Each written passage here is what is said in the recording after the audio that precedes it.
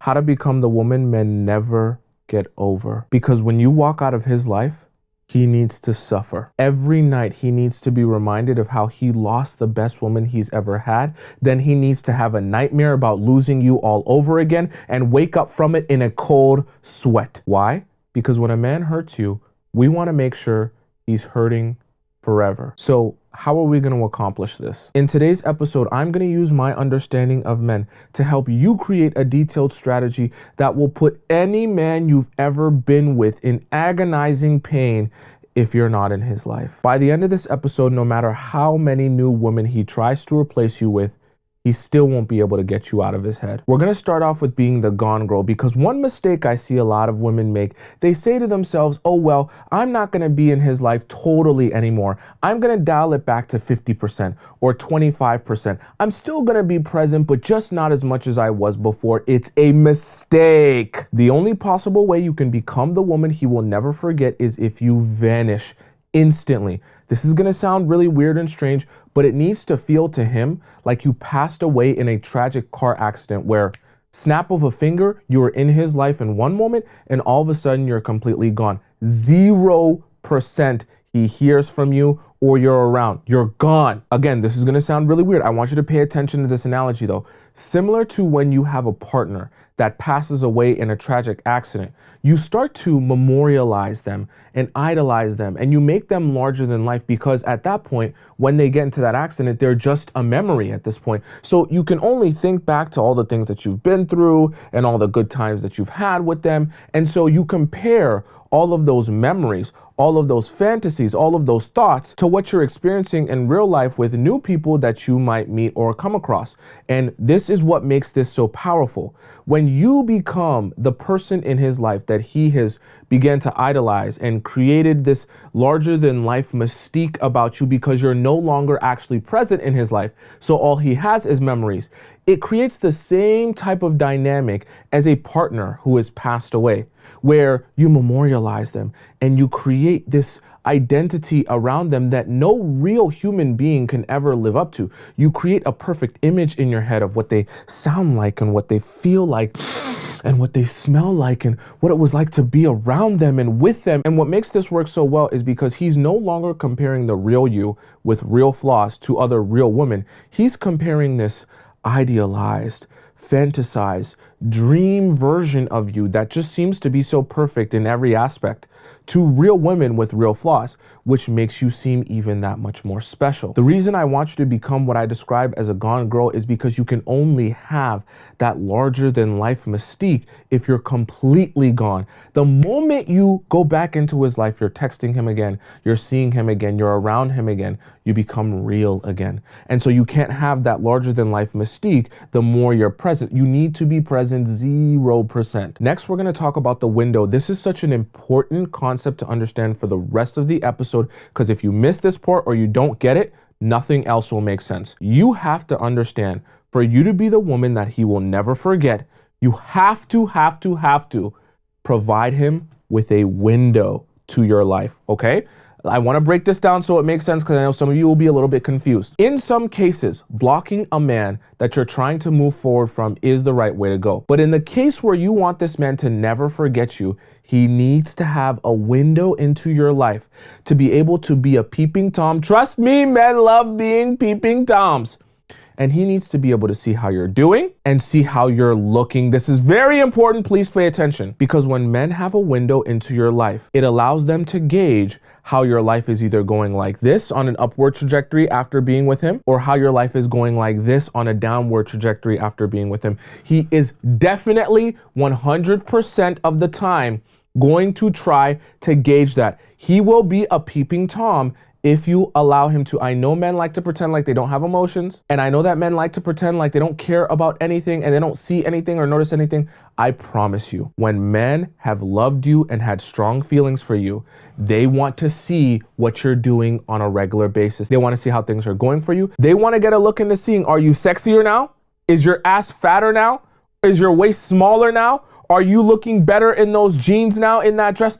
They want to know. Trust me. So you can't make the mistake of cutting off all of his possible windows. Now, these windows might be different for different women. For example, if you're someone who's on social media and let's say your account's public, perfect. He'll always have a window into your life. Just make sure that you don't block him. Now, for women who maybe your account is private, you can, instead of blocking him, just unfollow him, but don't remove him as a follower. That way he can continue to be a peeping Tom into your life. Or even if he unfollows you, maybe his friends don't unfollow you, that you guys have mutual friends together. Or maybe his family doesn't unfollow you because they're old and slow, or they just don't feel like unfollowing you. And so one way or another, these friends and these family have the ability to report back to him what's going on in your life. Even if you're not a woman who's on social media a lot, if the friends and family are still close enough to you or close enough to being a part of your life, or they're mutual friends of yours, so they're seeing you around here and there and they're inviting you to places, they're able to get an understanding of how your life is going. And trust me,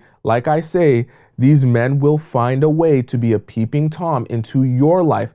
And through the word of mouth of whether it be the family or the friends, he will get an understanding of how your life is going currently. It will be a window into what's going on with you. We want that window to exist because we want him to continue to idolize and fantasize about you and create this larger than life mystique. The only way that's going to be able to continue to be fed is if he's continuously getting new information, new images, new videos, new pictures of what you're looking like, what your life is like, and hearing how things are going for you, hearing who you're with now. Please, I beg you, pay attention to this next one because a lot of women are going to make this mistake at this point. This strategy might work a little bit too well, to the point where he doesn't like feeling this feeling of continuing to think about you even when he's trying to move on from you. So he might decide, you know what?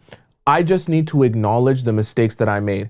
I need to tell her I was wrong. I need to apologize to her. I need to tell her I want to make this up to her and I want to treat her better and I want to be a better man for her.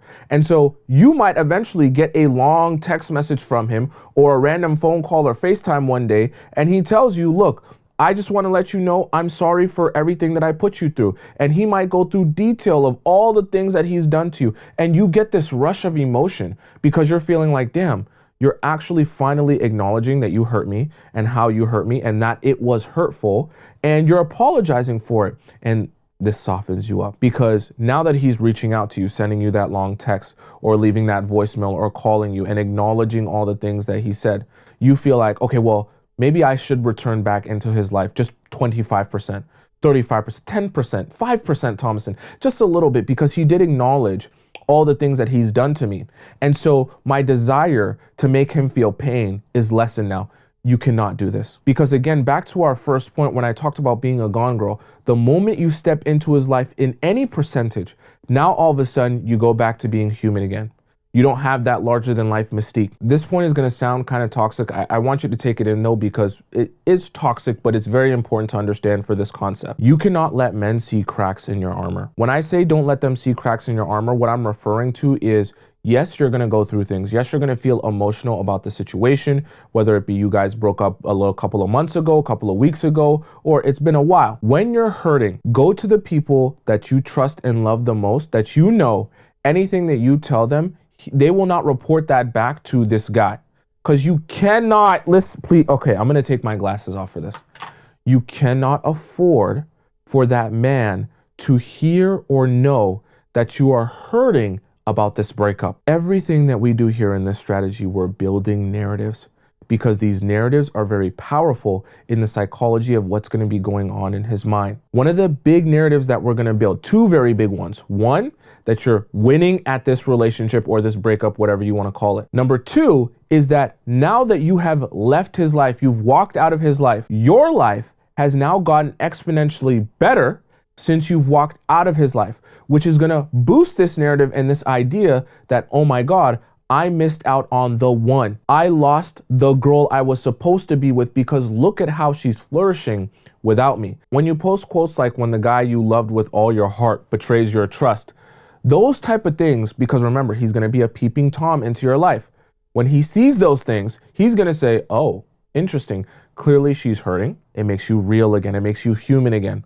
And I'm not saying that you're not allowed to be human, but if we want you to have this larger than life mystique, we need to make him feel like you're a mystical figure. The only way you can become a mystical figure is if you're here and then you're gone. You're not there anymore. So we can't have you posting quotes.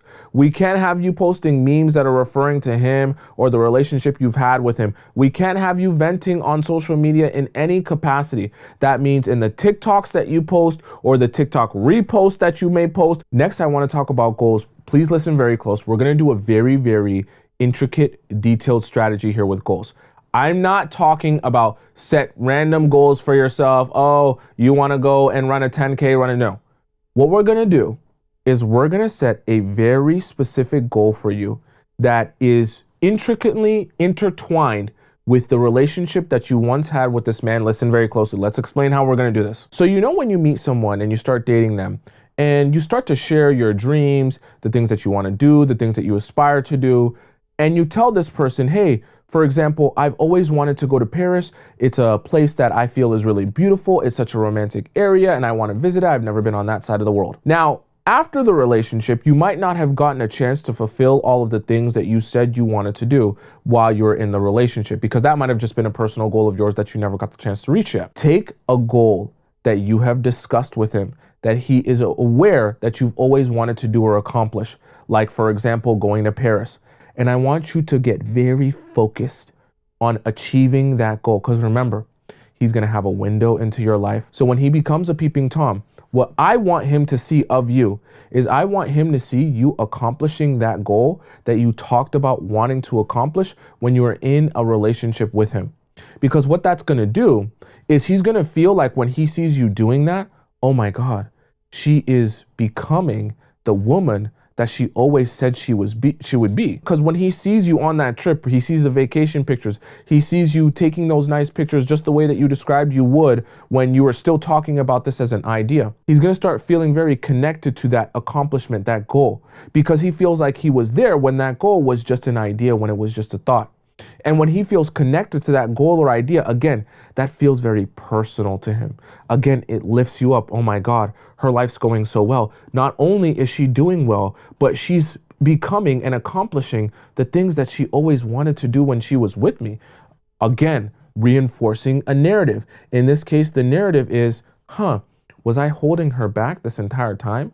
Did I let the girl that I was supposed to be with get away because of my ego, because of my selfishness, because of my disrespect? Because clearly the woman that she was always meant to be, the place in her life spiritually, emotionally, mentally, that she was always meant to be in when she's completely at peace, clearly she's there now because I'm seeing the visual representation of everything she talked about wanting to do to get to this better place. The growth that she was aspiring to have, she is there now, and I'm not there. So does that mean I was holding her back from the growth? Again, we're reinforcing this concept. All of these thoughts will be going through his head, making it harder to feel like, damn, maybe I did let that one get away. Maybe that was the girl I was supposed to be with. Maybe that was the future that was meant for me that I no longer have because this girl walked out of my life. Now we're gonna get to the hard part, which is poking. Trust me, when men get desperate, they take very desperate actions. Because remember, he doesn't want to continuously feel like, damn, I missed out on the right woman and I let her go. That's a regretful feeling that's very hard to get rid of, and it's very painful to think that continuously. So in order to get rid of that, he needs to bring you back down to earth, make you human again. If he's not going to apologize, one of the other ways he can do that is by poking you to aggravate you. When he pokes you, and by doing things like what he might post, what he might say to some of these mutual friends that will get back to you, what that will do is if that triggers you enough, you'll reach out to him, you'll call him, and you'll say, hey, why are you posting this? Why are you saying this? Why are you talking mess about me? And when you do that, what's going to happen is he's going to say, okay, perfect. Now I've accomplished my goal. I've poked her and it's aggravated her. Because of that aggravation, she's now come to me. She's now expressed frustration with the things that I'm saying and the things that I'm doing. She clearly cares because she's expressing that frustration with the things that I'm doing or the things that I'm saying. Now that she's expressing that frustration, I can relax again. She's human, okay? She misses me, she cares, clearly. What will happen? You come to him, you're blowing up his phone because of something that he said or something that he did. He now feels like, okay, this is another one of the girls on my line. She's ringing up my phone, as the kids say, right? She's texting my line. Oh my God, boys, look at how she texts. She texted me like 8, 10 times, like feeding the ego, making it so much easier for him to get over you. I know it sounds weird. It's making it, now that you're present in his life, it's making it that much easier for him to say, oh yeah, you're just another girl. Remember, what makes you have the larger than life mystique is the fact that you're not just another girl. You're the girl. You're the girl that got away.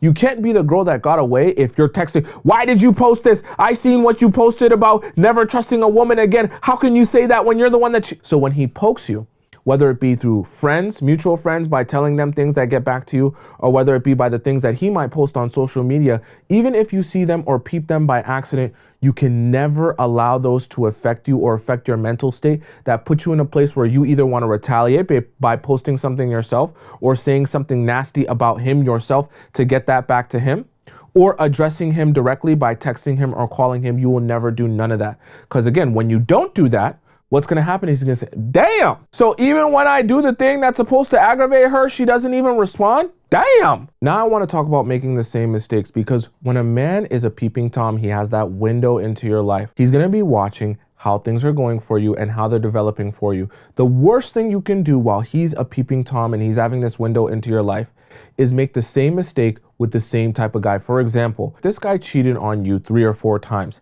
and that's why you guys broke up and ended your relationship, and you're now moving on. You're trying to become the woman that he'll never forget. And then as you're moving on in your life, you go and 3 or 4 months later, you get with another guy who's just as trash as him, just as much of a player as him, and then he cheats on you multiple times again. And then that word gets back to him through mutual friends. What he's gonna sit and he's gonna think is, oh, well, clearly she's not the girl that got away, because if she was the girl that got away, she would like get away and have a good life after me, where she would either get married or she'd be super happy just by herself. She'd be getting sexier and hotter and more desirable. And then she'd have a guy who wants to wife her up and be with her. And like, I would actually feel like, damn, I could have been with her and should have been with her. But another guy found her, treated her well, realized her value, and that guy got her instead. And I lost out on an amazing woman. But what will happen if you make the same mistake with the same guy, and you let that guy disrespect you the same way, and you let that guy take advantage of you the same way, and he hears wind of that, he's going to feel like, oh, well, it's literally just how guys treat her. She's not a special woman. She's not a gem. I didn't miss out on anything. Every guy treats her like trash. Every guy walks all over her. Every guy cheats on her and takes advantage of her. And I know that sounds very mean, but that's how guys are gauging things. You can only have that mystical presence if guys actually feel like you got away, moved on, and got better in life. If you're making the same mistakes with the same guys, it doesn't seem like your life is getting better. In fact, it seems like your life is getting worse, because he'll think to himself, oh, damn, she left me only to be with a guy who's going to treat her even worse than me. Oh yeah, she definitely lost this breakup. She definitely lost this relationship, right? She didn't get better in life, she got worse. Which is a perfect segue into my next point, which is I want you to become menless, at least for a period of time. Do not go from, oh, well, I had this guy and it didn't work out and I want him to regret losing me. I want him to never forget about me. And so I'm going to go with this new guy, and this new guy, he's going to treat me so much better. And I'm going to, no, please don't do that. One, you're in such a foggy mind space and head space. You're not going to be choosing the right guys for the right reasons. The other thing is, you don't want to give off the impression when time is passing and you're moving forward that in order for you to be happy in this new future of yours without him, that you're just replacing him with a new man, because that's not going to seem like true, genuine happiness. I know it sounds weird. I just want to explain to you this concept. Remember, as he's having this window into your life, he's observing everything that's going on. If you go right from being with him to being with a new man, he's not going to assume that, oh, you're happier with this new guy. The first thing that's going to pop into his mind is, oh no, you're just trying to be happy without him in your life, without me in your life, and you're trying to be happy with this new guy. This new guy doesn't actually make you happy though. This new guy is just meant to be a placeholder for the sadness that you feel of not being with me. I know it's very egotistical to think, even if you are actually happy with the new guy, but that's how men think, especially when you go right from him to the new guy. So what you need to do instead is, for a period of time, you need to let him see, let him be a peeping Tom on your life, menless, that you are happy without men, without being with them, without going on dates with them, without being around them. You're happy with your tribe. You're happy with your family. You're happy with yourself. You're happy traveling. You're happy making friends. You're happy with your career. Like, You're happy with you, because that's the dagger. That's the one that hurts the most. When you're happy with you, you don't have toxic energy. You're not posting toxic quotes. You're not, outside drinking your brains away and just going crazy and doing all this. No, you're fine. You're peaceful. You're doing well. You're taking care of you, and it shows on you. It shows in your energy. It shows in your figure. It shows in your pictures. It shows in your video. You are her. That is what gives you that power that makes him go, oh no, she really is getting happy without me. She really is building and growing and developing, and I'm not part of that. This next point is going to be a little bit counterintuitive for everything that I've just discussed, which is self-validation. I know that during this time when you want him to never forget about you, you want to have him hurt when he sees how good you're doing. I get that. And we want that. We want him to hurt. However, at the same time, you also don't want to make the mistake of feeling like I can only be validated through him actually acknowledging that he misses me and that he wants to be with me and that he made a mistake. Because I know sometimes when you feel in your heart like, I want him to regret losing me, I want him to never forget about me, that you also feel like, I want this big grand gesture, this big grand acknowledgement of when he'll send me this long text that he's acknowledging that, oh my gosh, I made a mistake, I messed up, I should have treated you better. Hoping for that is not necessarily wrong, but it's very important that you don't allow that to become the validation that you're looking for, and that you begin taking action in everything that you're doing even after the relationship for the purpose of that grand gesture. That you only ever feel validated when you get that grand gesture, because if you're doing that, you'll start to drive yourself crazy. If you don't feel like you're getting that validation that you need from him, that acknowledgement, that grand gesture of acknowledgement, you'll be like, okay, I need to push further. You won't even get what you're supposed to get out of this whole process, which is actually recognizing that your life is doing better without him, that he also in turn recognizes, damn, I can't lie, her life is going better without me. Because you'll be so miserable that as every day passes, you're not getting that grand gesture of acknowledgement, which even though we want him to never forget about you, we can't forget all the things that you're doing for you or to actually help you. And probably the most important point, I never want you to forget what happened. Because the reality of it is, if you want a man to never forget you because you're moving forward in your life and you've left him in the dust and you want to have a better life for yourself, you also need to recognize that if you're doing that for a reason. If you broke up for a reason. If the situation didn't work out with him, it didn't work out for a reason, but you can never forget what that reason was. I know it's tough and it's hard because as time goes on, you start to feel to yourself, I can't even really remember what I was so upset or mad about at the beginning. And you start to feel like, well, I had so many great times with that guy. Maybe it wouldn't be so bad if he was back in my life. Never, ever let him back into your life. Never go back. Because again, remember, if 5% even you're back into his life, you're human again. You're not this larger than life figure because you're real now again. You're a part of his life again. He can't dream about you and have cold sweats about you when you're currently in his life. When you leave, you need to be poof, gone, you vanished, you're a magician. Because that way he can memorialize you, because essentially you have passed away in his life. When he memorializes you, you become so special, you become like an idol, you become like a goddess, and these women can never live up to you. But you must never forget the reason you left in the first place. That way you can continue becoming this idealistic goddess-like figure for the rest of his life, and for the rest of his days, he will never be able to get rid of you, no matter how hard he tries.